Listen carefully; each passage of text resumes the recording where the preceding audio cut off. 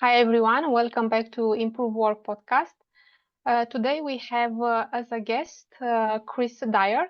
Chris Dyer is an expert in company culture and remote work. He managed thousands of people, and the companies where he was a CEO were known for being some of the best places to work. This is awesome. And he's also an author with best-selling books. One of them is The Power of Company Culture, and the other one is remote work. And he's also a speaker. Welcome, Chris. Thank you so much for having me. Sure. Could you tell us more about yourself and about your work? Yeah, I mean, I'm sort of an accidental culture expert. I got really interested in culture because we were struggling ourselves. But my company was not doing well with culture, and I got really interested in as to what we actually could do and what things I had control over and how we could make things better for employees, and ultimately ended up I kind of stopped doing most of the activities that I had been doing as a CEO for years and really put most of my time and energy on culture for many, many years. And that paid huge dividends for us. We weren't a fastest growing company. We weren't a best place to work until we really started working on culture first. And then after that, it sort of was, we caught fire. People wanted me to talk about it. They wanted to know what we did. They wanted to learn what we did. And so I started spending a lot of my time then teaching and writing and consulting as well.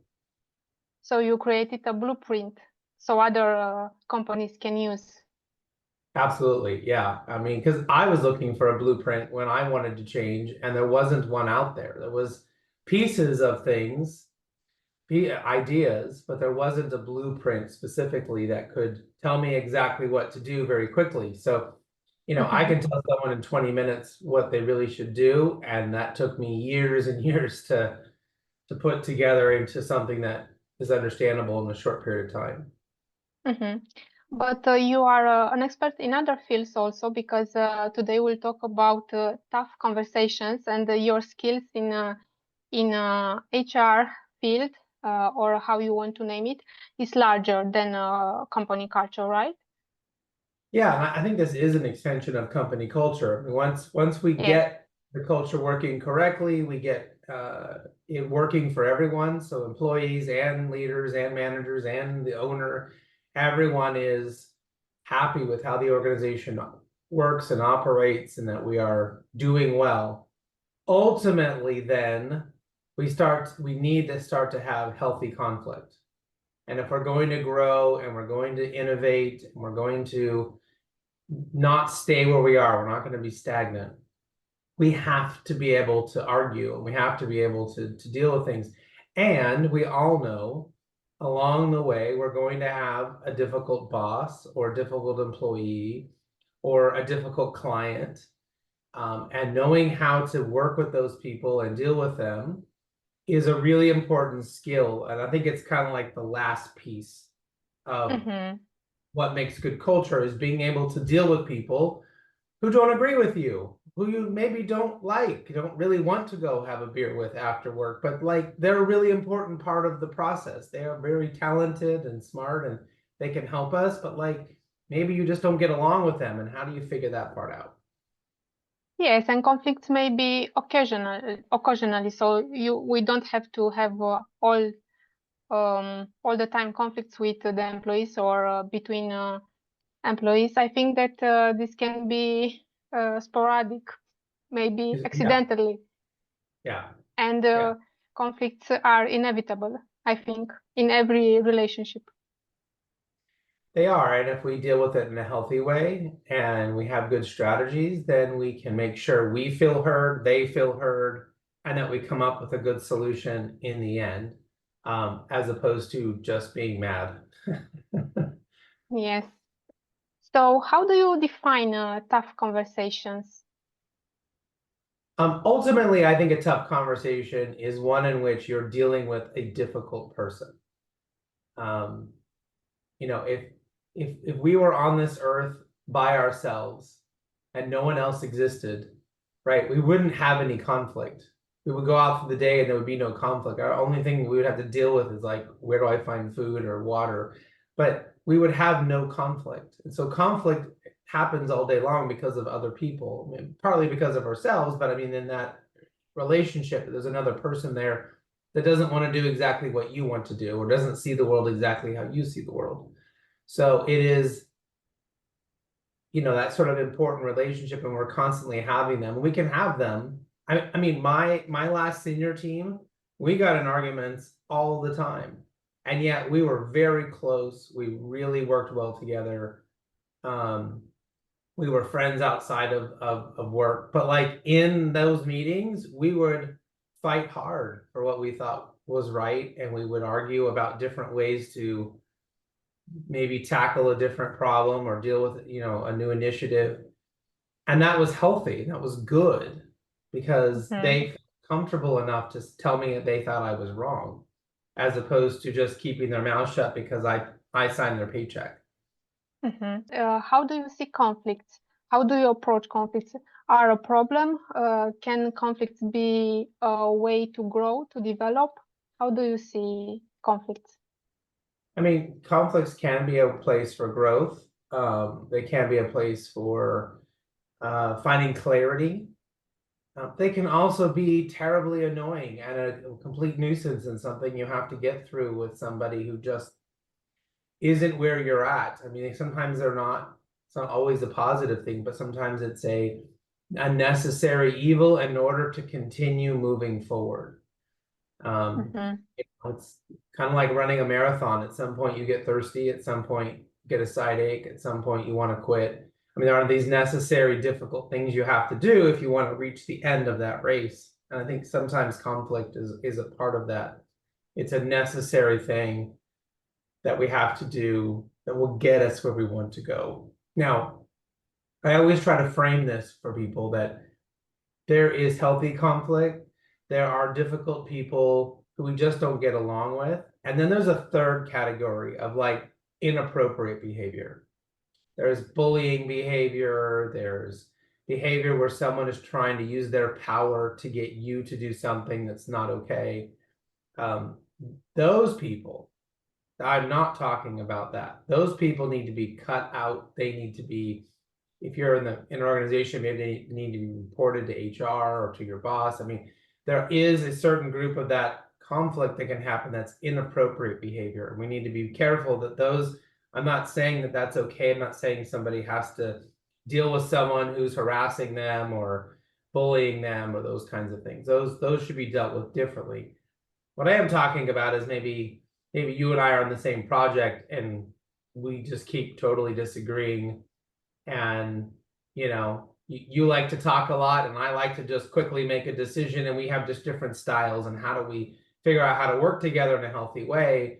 That's more what I'm talking about in tough conversations, not the extremes, right? Of somebody who's we shouldn't have to deal with. I understand. What do you think that are the risks for a company if it doesn't manage tough conversations well?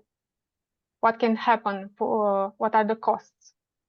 The cost is they become stagnant. They don't have innovation. So that's the first thing we see, is they are not coming up with new ideas and new innovations in their industry, because they're not ultimately having the conversations that come up with these things to solve new problems that they may be hearing. So if you're dealing with a difficult client who's very demanding, you may ultimately find that client's demands are going to push you to come up with new solutions or a new idea or a new offering.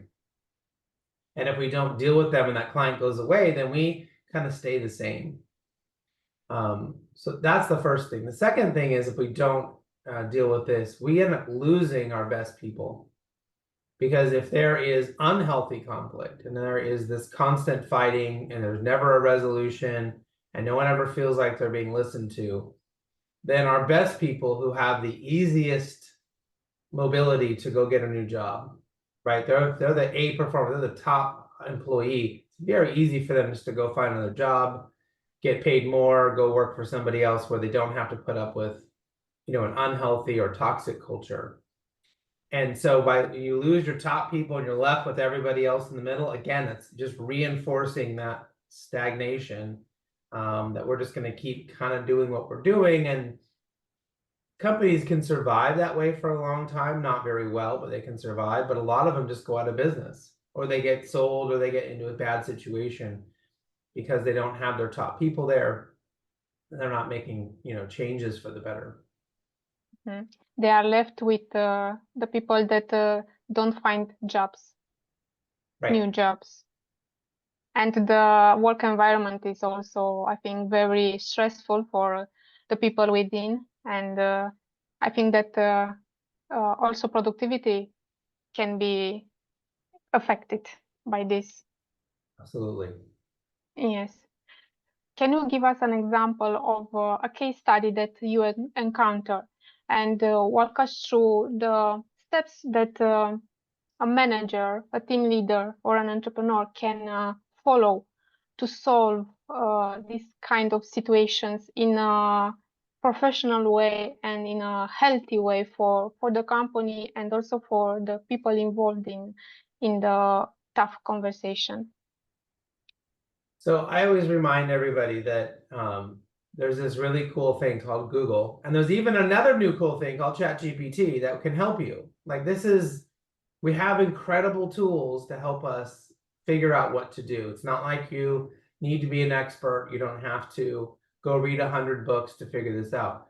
What's the first thing you have to do is to try to figure out who is this other person?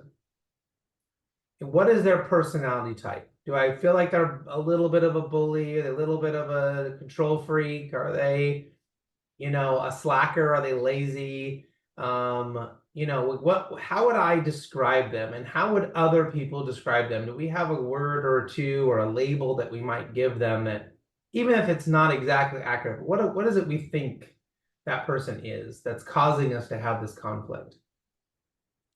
I tend to bump heads with people that are too analytical, that want everything to be perfect, that want to know every little fact and want to have everything written down. And I'm like, I have half an idea and I want to go test it. Let's just go figure out if this is going to work or not. Like I don't want to spend 3 years trying to make this thing perfect. And so I will bump heads sometimes with people that are more analytical and want to be sure. And there's nothing wrong with them. There's nothing unhealthy. That's just how they are. And so I sometimes will have to find strategies. How do I make them feel okay with, let's just go take a half an idea and go test it before we're ready. So you can go and Google it. You can go on ChatGPT and say, give me 5 strategies on how to deal with someone who's too analytical, or maybe they're scared to go try new things, that they're a very risk-averse person. And so you can get really good ideas back and be like, okay, here's something, and I can go back and we can talk about this with that person. The second thing is what's the story you're telling yourself? What is it you think about the world? I mean, we all have these stories. We think the world is this way, or we're right because of this, or we're the right person because of that. That gets in our way too. So we need to make sure that our story about ourselves or about the situation is not getting in our way, and maybe look at the situation and say, maybe it's not this way. Maybe I'm not seeing it right. So maybe I need to take a step back and be a little bit more open to what the other person is saying, because maybe I'm not seeing it correctly. And then the number 3 is, can you really imagine what it's like to be that other person? Can you really imagine what it's like to hear the words they hear, to see the things they see, to walk in their shoes? How far can you go to try to really understand who they are? I asked this question of my son last night. He came home, he was talking about a coworker, and I said, what's it like to be them? And he was struggling to get that. And he finally came up with a couple really interesting details about this coworker.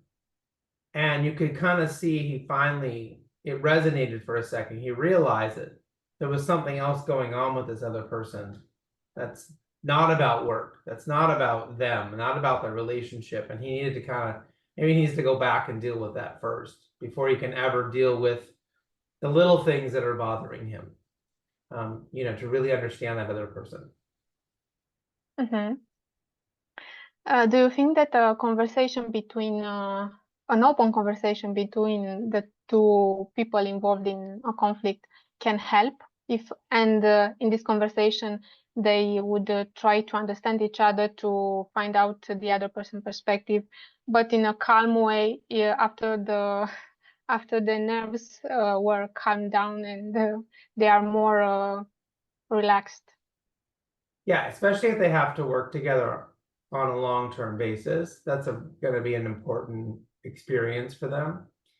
If you're dealing with someone like a client one time, like in a single moment, and they're just a difficult person, that's a totally different strategy than someone who I need to work with every single day, or I talk to a lot during the week, and coming up with that conflict resolution, or coming up with the idea of how we're going to work better together. So, is it someone you manage? Is it someone who manages you? Is it a single interaction? Is it just, I don't know, maybe it's Bob in accounting and you only talk to him once every 3 months. Like, how deep you're going to go is going to depend on how often you need to, interact with that person.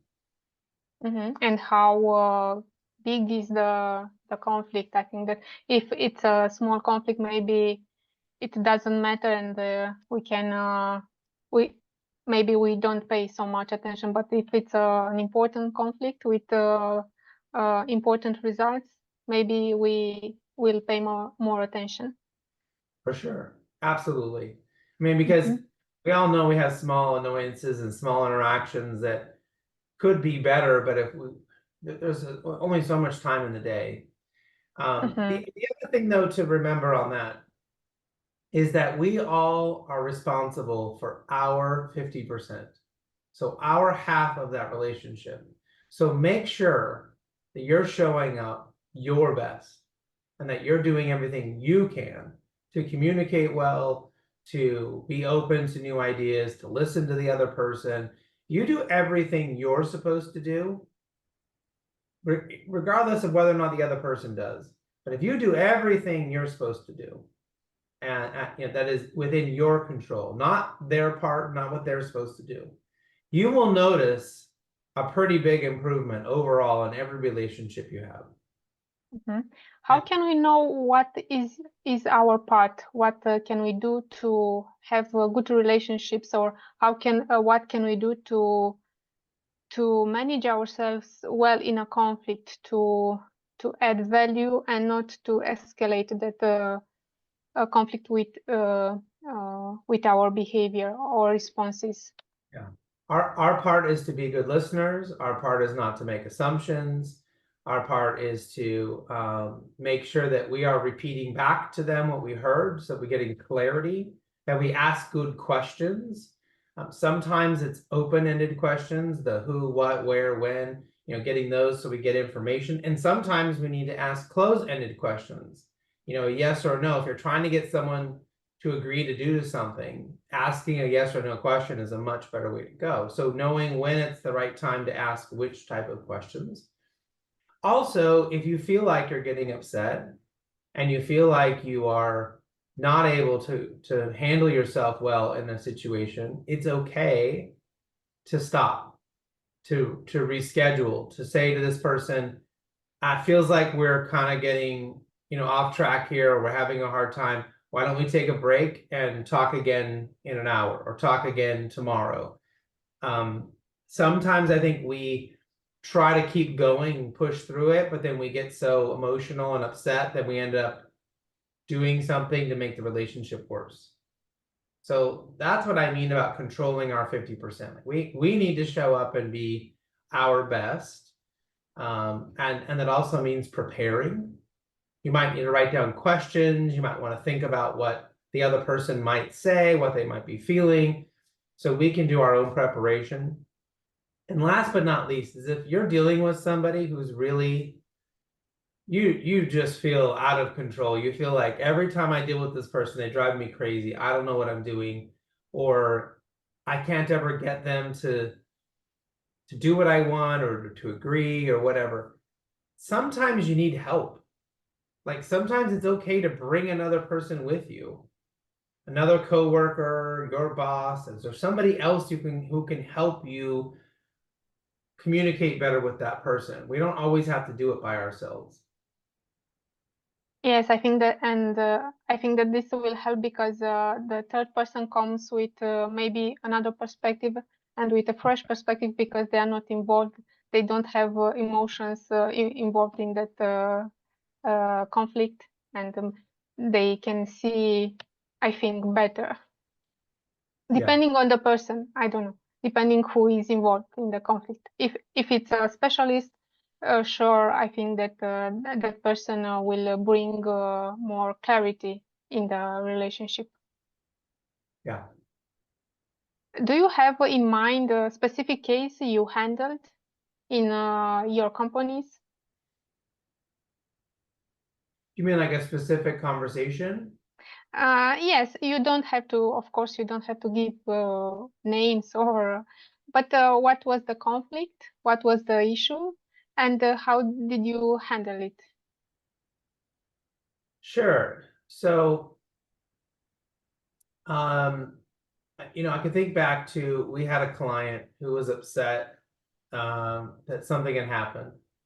And so it was a big problem. They were very upset. They were a really big client and for us. And so there had been meetings with the client. They seemed unsatisfied. And so eventually, as the CEO, I got involved in kind of a last conversation to really try to resolve the issue. And what I did is instead of trying to solve their problem, we thought about it in the context of appreciative inquiry, which is like, what's the best case scenario here? Like so the first thing that I did is when we walked in and the person was already upset again, and we're talking about what the problem was, and they're already emotional and upset. And the first thing I asked them was, what are we doing right? Just so I can take that and I can put it over here and we don't have to worry about that. What in our relationship are we doing well for you? And she started naming all of these things that she likes about our company, that all the things we do well. And you could see immediately she was like this angry, and her anger went way down. Because she had to recognize, well, you've been very attentive to this. You do a very good job with the product. The thing that she was mad about was an invoice thing. So it wasn't the service that she was buying. It wasn't the people. It was just there was some mistake on the invoice. And I guess this mistake had happened a couple times. And so she was frustrated about this. And so we got her to kind of come back into a state where we could have a real conversation. And then I began asking her, like, why is this important? And what's happening on your side? Like, I wanted to really understand her perspective and why this was so frustrating to her and why she had gotten so angry and why. And come to find out that, this particular issue causes them a ton of work on their end. Her boss was getting really angry with her. I was understanding all these pieces. And then in the end, I realized, I said, what if we do this other thing with your invoice? What if we could give you your invoice a detail in Microsoft Excel or a CSV file instead of a PDF? And she said, if you could do that, that would save me 10 hours of work. She's like, because I have to take your invoice and I have to, put all these job codes on there. And I said, hold on. You have job codes for each of your orders? What if we could let you put your job code in advance? So I started asking and I started coming up with all these new ideas, these new innovations. Within a month, we had the new kind of thing that she could download. We gave her the ability to put her job codes in up front, which she was able to let her managers do. So we got her a better process. We saved her time and energy, took work off of her plate, right? And now she was thanking us, right? And Now you, she's doing testimonials for us, as opposed to being this big client who's about to leave. Right. So we were able to kind of level set her where she was and then really listen to what was happening and get curious about why this was frustrating for her. And then came up with new ideas on that not only helped her, but helped every client that had the same problem. So you implemented the solution find for her to all your clients. Yeah, yeah. So conflict can be useful. It can be, because it helped us, innovate. It helped us find new solutions, and that's why, again, I think why conflict is important. Um, it was our mistake in the beginning. Like we had done something wrong, but we're not perfect. We were a company full of human beings, and so but that's when you get messy, that's when sometimes good things happen. Mm-hmm. Yes, and it was important that the conflict was managed well, because if it wasn't managed well, the consequences could be big for you, for your company.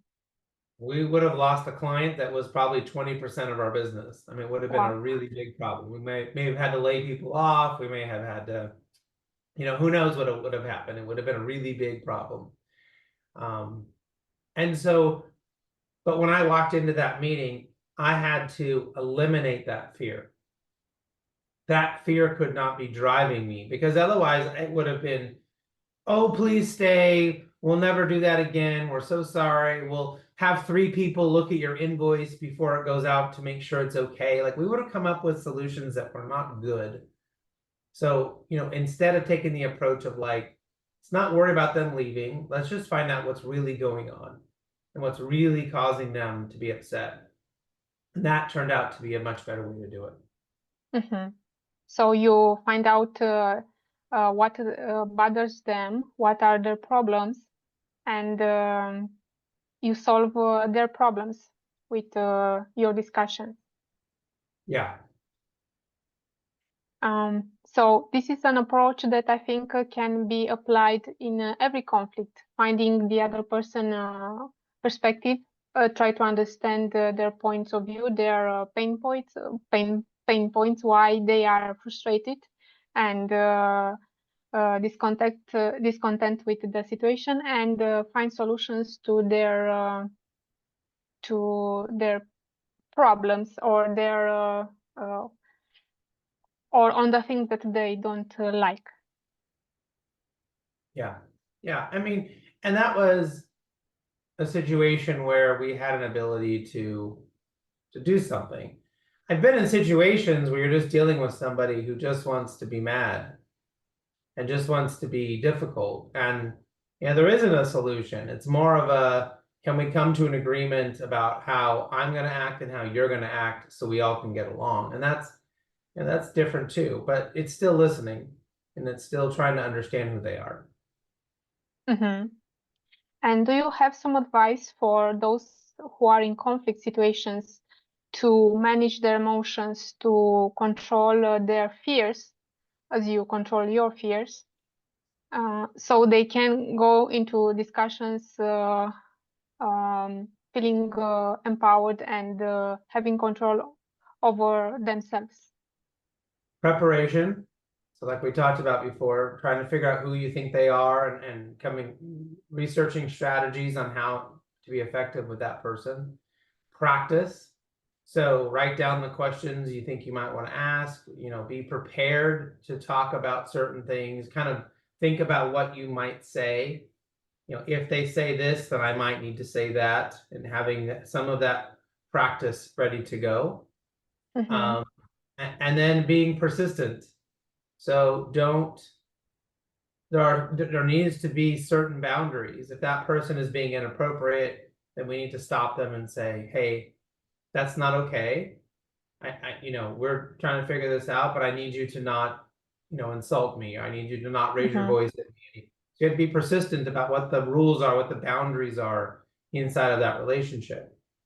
And then, if you have to, if you feel like you're getting too upset and this person is bothering you to the point that you're not going to be effective, then you need to stop and say, we need to come back later. That one little suggestion, I find that people forget to do, and that it really helps them. They almost feel like, well, I just want to get it over with. I just want to get this conversation done and deal with this person, and it's all going to magically be better later. And so I'm just going to keep going until we figure this out.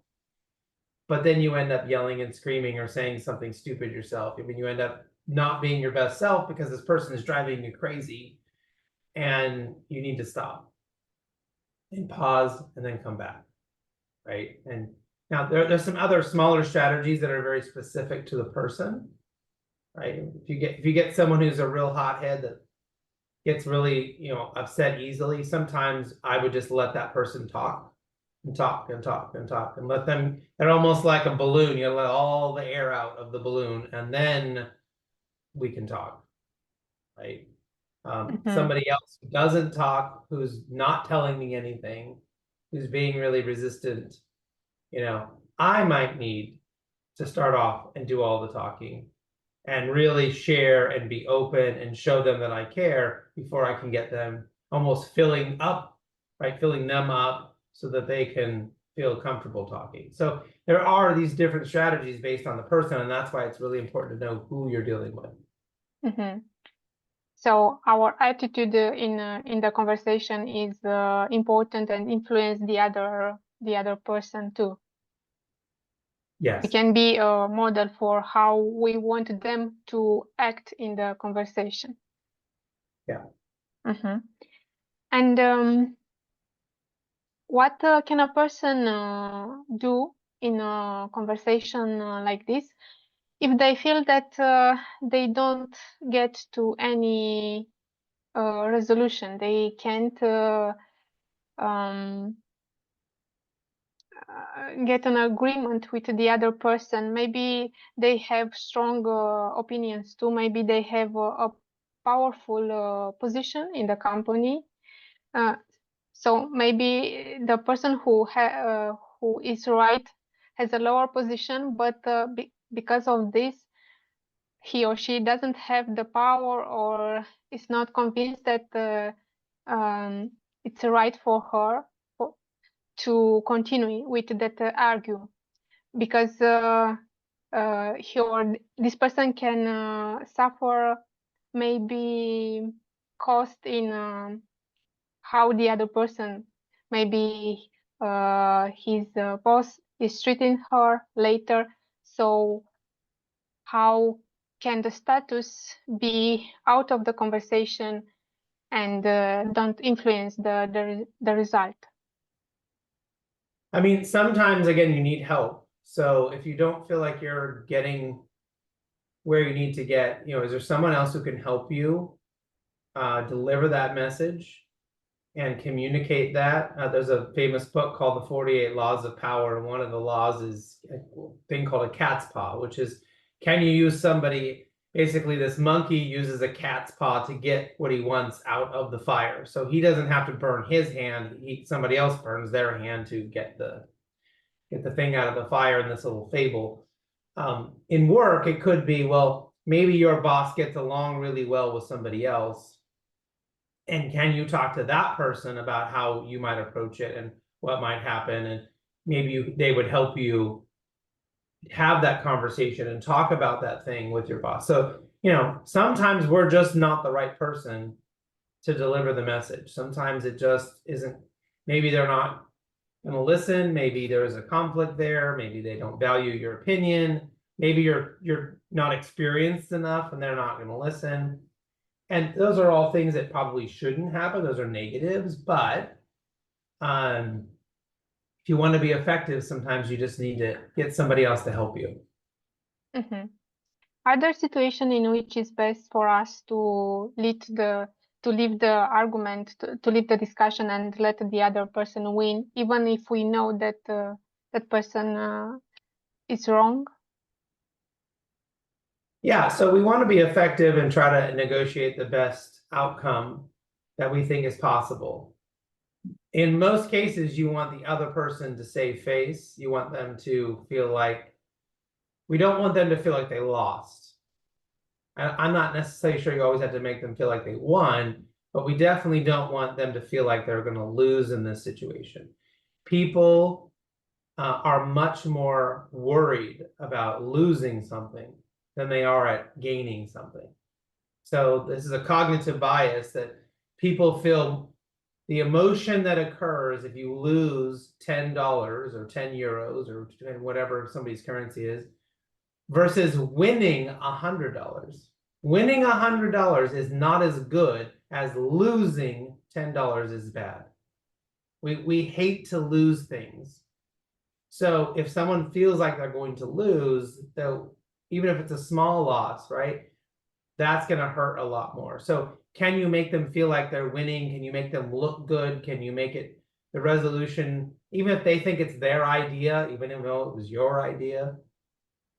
I always, we used to tell my managers this probably once a month or twice a month when they had conflicts with employees or clients. And it was, do you want to be right or do you want to be effective? And if you're worried about being right all the time, you're going to lose a whole lot. So we have to be effective. I understand this. What I was trying to see is if a person knows that he's right, that his ideas is right or his observation is right, and the other person is more powerful, but the person who is right doesn't feel that he can convince the other person to adopt his idea or to believe or to figure out that he's right. What can this person do? Maybe there are costs involved.